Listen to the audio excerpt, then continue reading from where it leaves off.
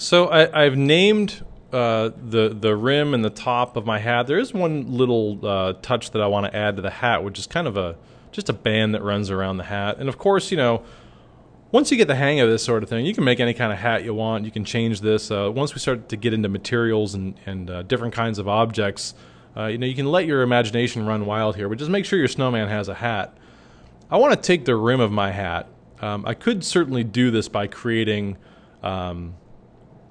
another cylinder or another cone, and in fact I probably want to take the top of my hat, and what I'm going to do is I'm going to copy and paste. And so I have an exact duplicate of the rim of my hat, the top of my hat, and what I'm going to do is I'm going to take the length way down, and I'm just going to bump up the bottom radius just a bit, and I'm going to take in the top radius just a bit, and I'll move that object back down. Now it's kind of hard to see just in the way that this object is being rendered, but I got a pretty clear sense that I have a band on my hat.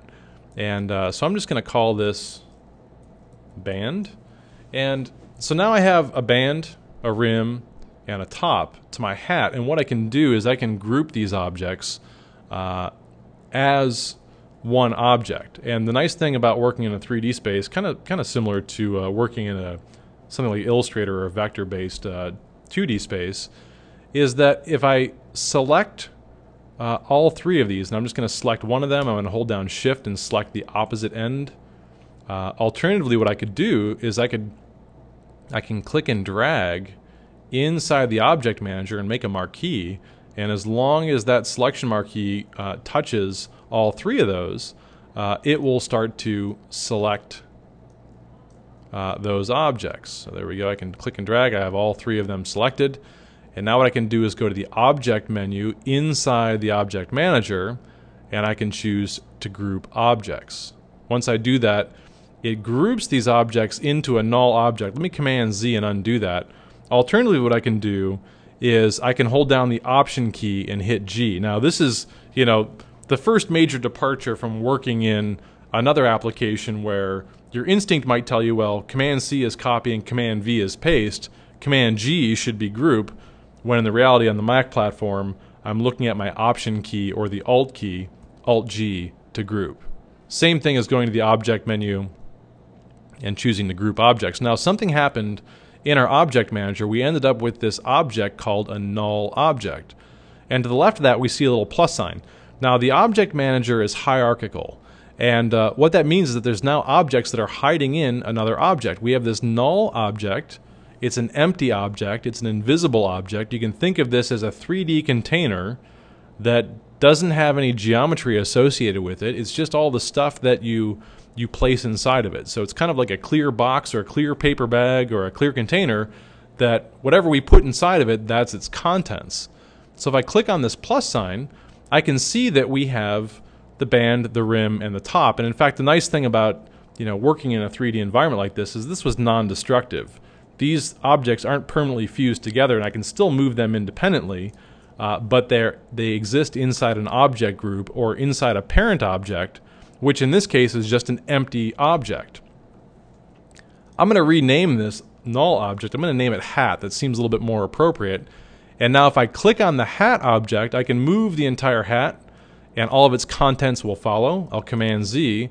I can select the rim or the top of the hat and I can move that independently. So I can still kind of redesign and change the relationship from one object to the next, but they're still existing inside this hat group. Now this is a parent-child relationship, and we'll take a deeper dive into that in our next project when we get into the desk scene. We'll take a real deep dive into the parent-child relationship, but for right now, just know that we have a null object, which is the grouped object, and it contains whatever content you put in it. There's one more cool thing when it comes to object groups, is that if I decide that, well, I really don't want that band to be part of the hat group, I want to do something different with it, I can actually just click and drag and drop that object outside of that object group, and so now when I select the hat, the band is left behind. I don't really want to do that, so I can just drag the band and drop it right on top of the hat, and it recombines it with that object group. So I have this hat object I'll just collapse that so that I'm not looking at its contents, because I really want to treat that hat like one object at this point. We start to apply materials to it, we'll want to focus on the individual objects again, but for now I'm happy with treating that just like a hat. So get a sense of how to group objects. While I'm here and talking about grouping, what I'll do is I'll just click and drag to make a selection.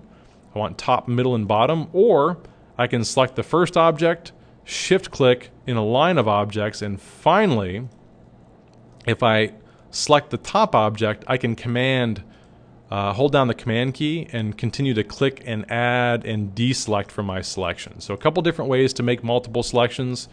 If the objects are conveniently lined up in the object manager, I can just click and drag, create a marquee. Whatever falls within that marquee is currently selected. I want to group these objects as well. I'll go to the object menu and choose to group objects, and I'll just call this, this will be the body of my snowman, so I'll call it body. So I have the hat, I have the eyes, and I have the body. I'll come back and add to the face quite a bit, but before we do that, I want to start to talk about lighting and texturing, and we'll do that in the next presentation.